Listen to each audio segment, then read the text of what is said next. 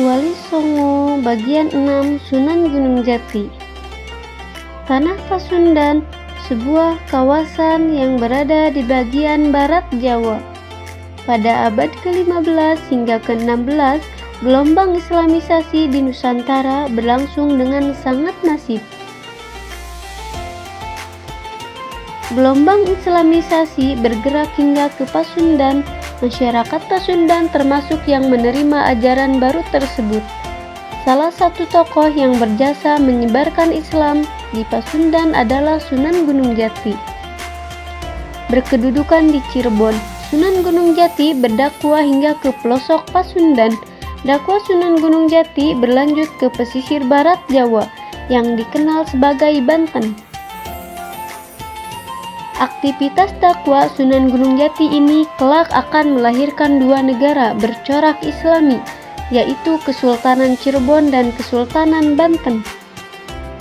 Dalam beberapa catatan sejarah, Sunan Gunung Jati dilahirkan pada kisaran tahun 1448 Masehi. Beliau lahir dengan nama Syarif Hidayatullah, merujuk pada naskah Mertasinga yang dikutip Agus Sunyoto dalam Atlas Wali Songo. Sunan Gunung Jati adalah putra dari Sultan Hud, pemimpin negeri Bani Israel, atau yang sekarang dikenal sebagai Palestina. Sedangkan ibu dari Sunan Gunung Jati adalah Nyi Rara Santang, putri dari Raja Pajajaran. Menurut sumber lainnya, itu naskah Carita Purwacarwahan Nagari. Sunan Gunung Jati adalah putra dari Sultan Mahmud yang kekuasaannya membentang dari Mesir hingga Palestina. Naskah tersebut juga menjelaskan tentang ibu Sunan Gunung Jati, Nyi Rara Santang, yang dikenal juga dengan Syarifah Mudaim. Sunan Gunung Jati disebut memiliki adik perempuan yang bernama Syarif Nurullah. Berdasarkan naskah sejarah, wali pendidikan Sunan Gunung Jati bermula di Mekah. Saat itu beliau berguru pada Syekh Najmurini Kubro. Setelah beberapa tahun menimba ilmu di Mekah, Syekh Najmurini Kubro memerintahkan Sunan Gunung Jati berguru kepada Syekh Muhammad At-Tailah pergi ke Pasai untuk berguru kepada seorang ulama. Selama di Pasai, Sunan Gunung Jati berguru kepada Syekh Datu Maulana Siddiq. Ulama dari Pasai yang bernama Syekh Datu Maulana Siddiq tersebut dikenal juga dengan nama Maulana Ishaq, yang tidak lain adalah ayah dari Sunan Giri. Pembelajaran Sunan Gunung Jati berlanjut ke Karawang. Syekh Datu Maulana memerintahkan Sunan Gunung Jati untuk berguru kepada Syekh Bentong. Setelah sampai di Karawang, ternyata Syekh Bentong menolak menjadi guru Sunan Gunung Jati. Beliau justru ingin belajar kepada Sunan Gunung Jati. Syekh Bentong kemudian menunjuk Syekh Haji Jubah sebagai guru Sunan Gunung Jati. Namun Syekh Haji Jubah bersikap sama dengan Syekh Bentong. Syekh Haji Jubah kemudian menyarankan pergi ke Kudus, menemui Datuk Barul. Sesampainya di Kudus, Sunan Gunung Jati disambut dengan gembira oleh Datuk Barul. Selama beberapa tahun Sunan Gunung Jati belajar kepada Datuk Barul. Setelah dirasa cukup, Datuk Barul kemudian memerintahkan Sunan Gunung Jati pergi ke Ampel Dintang, berguru kepada Sunan Ampel. Selama di Ampel Dintang, Sunan Gunung Jati dipersaudarakan dengan Sunan Ampel, Sunan Giri, dan Sunan Kalijogo. Bertahun-tahun lamanya Sunan Gunung Jati belajar dengan tekun di Ampel Dintang. Hingga kemudian Sunan Ampel memerintahkan pada Sunan Gunung Jati untuk berdakwah di pesisir utara bagian barat Jawa, yaitu Cirebon. Sunan Ampel mengirim santrinya tersebut ke sebuah tempat di Cirebon yang bernama Gunung Jati. Dari sinilah Syarif Hidayatullah kelak akan lebih dikenal sebagai Sunan Gunung Jati di Cirebon.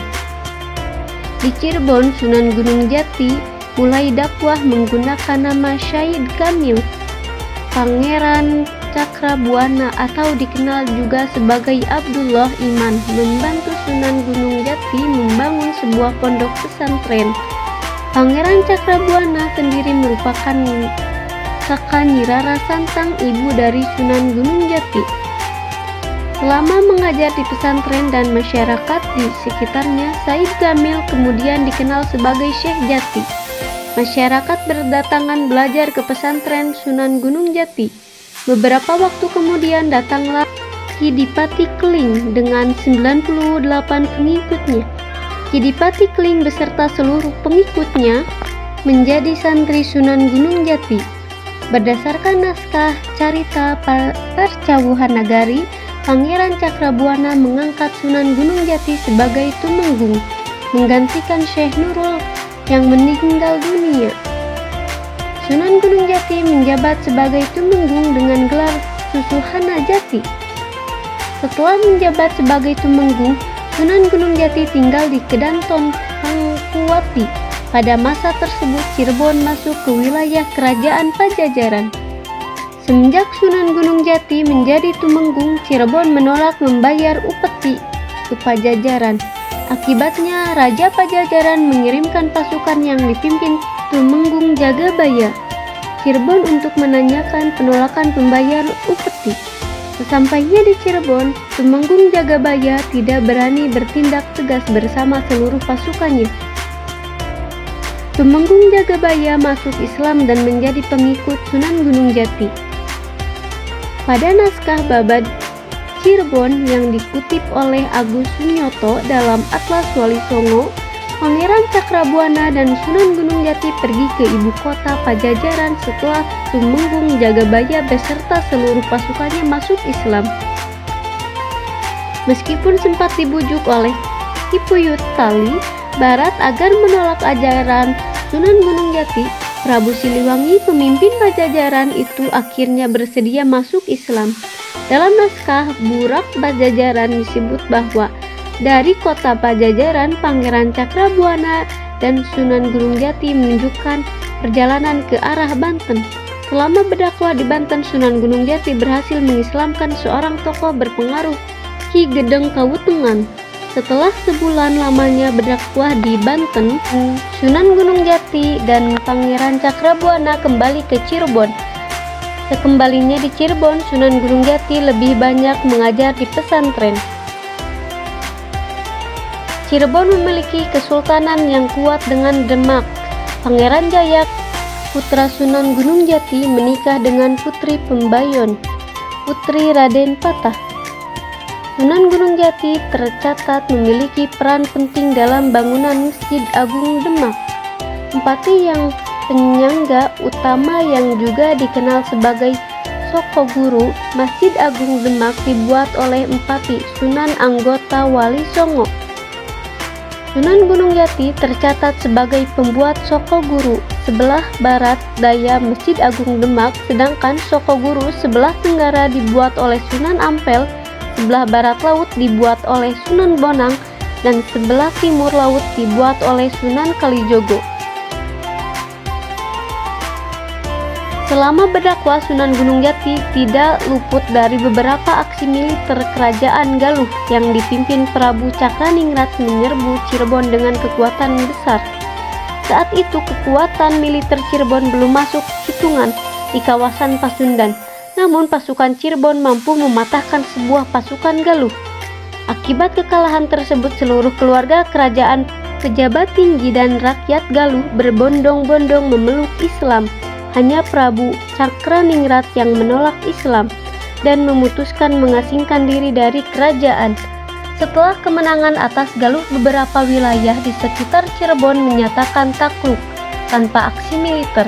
Raja Indramayu Aryawila Lodra menyatakan tunduk dalam memeluk Islam. Setelah Indramayu, Talaga juga menyatakan tunduk kepada Cirebon tanpa aksi militer. Sebagai besar, keluarga kerajaan dan rakyat, Talaga masuk Islam. Sebagai makna dakwah Wali Songo, Sunan Gunung Jati juga melakukan pendekatan yang persuasif. Kebudayaan lama tidak dihilangkan, tetapi disesuaikan dengan ajaran Islam. sehingga mudah diterima oleh masyarakat.